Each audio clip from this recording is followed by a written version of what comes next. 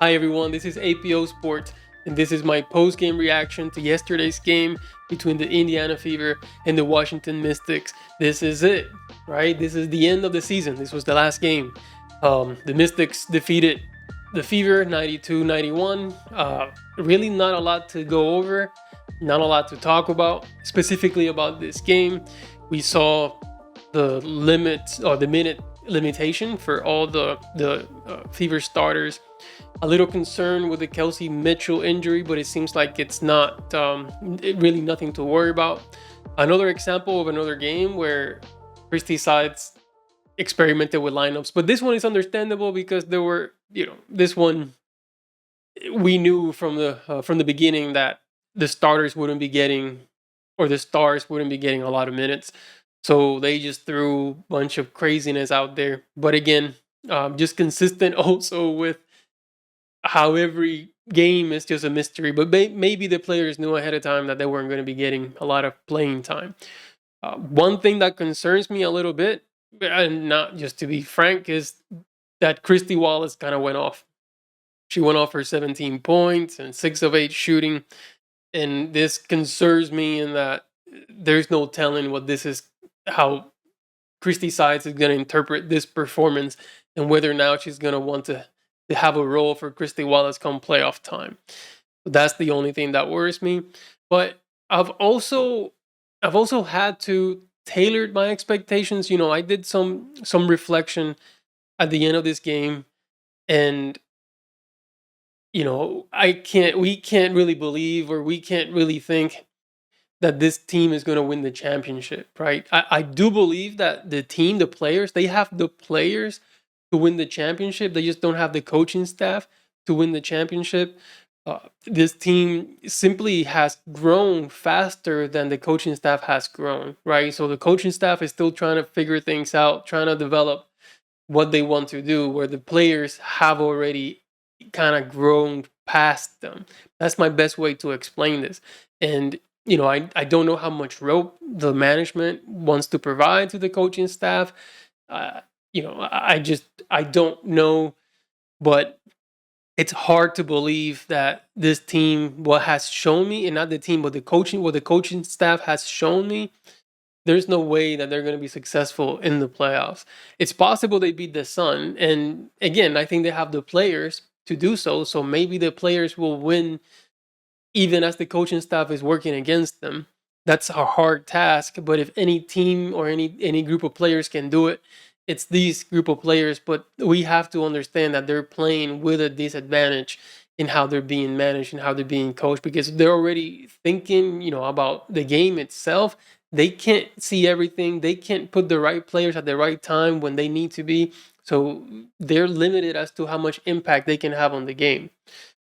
So really, my issue with the Fever is the coaching staff. I don't know. So say the Fever get beat by the Sun or by the Lynx in the next round.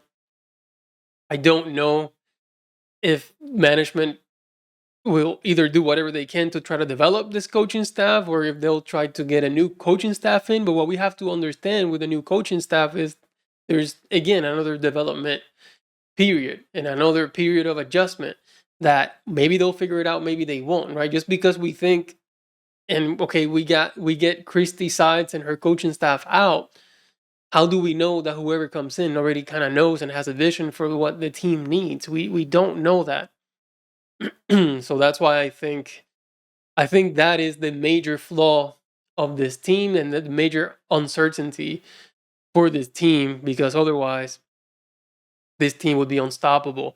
If Becky Hammond were coaching this team, if Cheryl Reeve were coaching this team, I don't know the name of the Connecticut Sun coach, but if she was coaching this team, and also the New York Liberty coach, if she was coaching this team to me would be the favorite to win the whole thing.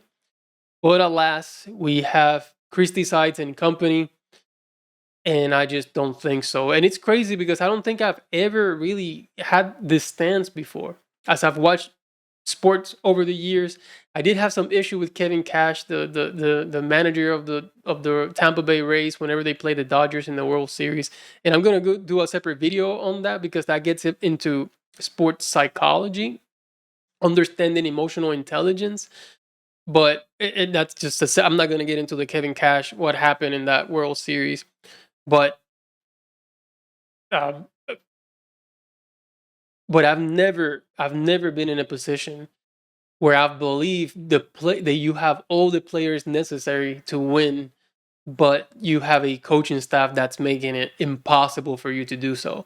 Like, I never have. I've always known, okay, that team, the players has potential, but even with or without the coach, it wouldn't make a difference, right? Sometimes coaches help you develop a little bit more, and they have the right combination. But I've never taken the stance that the players are ready to win. It's just that the coaches haven't caught up with the development that the players, or the talent of the players, or how to best utilize the players that they have at their disposal. So again, that's why, I was believing. I was like, yeah, this team can do it if they only make this adjustment. But at this point, I've tailored my expectations to believe that the Fever may just lose to the Sun. And, hopefully they figure it out. It's early in Caitlin Clark's career. She doesn't have to win the championship now. It does suck that she can, and she won't be able to because of who's leading them. So that's really my big takeaway. But outside of that, super proud of the team. Super proud of the entire season that Caitlin Clark had. What a journey and an adventure that it was.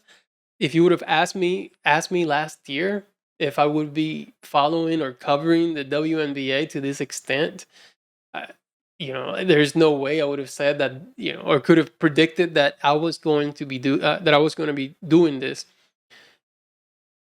But it just happened. That's just how strong the Caitlin Clark effect is. I'm in this. I'm passionate about the Indiana Fever, passionate about Caitlin Clark, and doing these videos and covering it to this extent. So we'll continue to do so. I will be doing a playoff matchup prediction here soon. Probably tomorrow, I'll be launching that to kind of get into, the matchup, the players that we need to see, maybe the players that we shouldn't be seeing in that matchup, but also exploring some of the Connecticut Sun. So the focus won't only be on the Fever players. We'll also kind of do an analysis of the Suns players, just to see, who are the most effective players, especially when it comes to fourth quarters, because that quarter tends to be the most deciding factor when the pressure is on, when you need your top performers. Who are those individuals for the Sun? The format, again, I believe it's 2 games in Connecticut and 1 game in Indiana if necessary, if the series is tied. So that's what we have. That's pretty much my takeaway from the season. Of course, Caitlin Clark was able to put herself second in the all-time, second in the most threes hit for a WNBA season. She was not able to catch Sabrina Ionescu, as Caitlin Clark only really played less than 20 minutes, so 19 minutes and 47 seconds. But we'll do another video on pretty much highlighting everything that Caitlin Clark accomplished during this season and the impact that it's had. But for this post-game reaction, that's pretty much it. They finished the season 2020. A lot of growth for the team. Super proud of everyone. I mean, it was against they were able to get 6 plays in the standings in the WNBA against all odds, against all expectations. So really, just an amazing season, something to be proud of, accomplishing some of the things that no one thought that any of them could accomplish. So to me, if I had to label whether this was a successful or unsuccessful season, absolutely all day a successful season, and I'm glad that I was able to be a part of the journey and a part of this ride. So that's it for this video. Please be on the lookout for the next video the video tomorrow, where I'll be covering, doing a playoff preview matchup. But thank you again for the support. Have a great day, and I'll see you next time.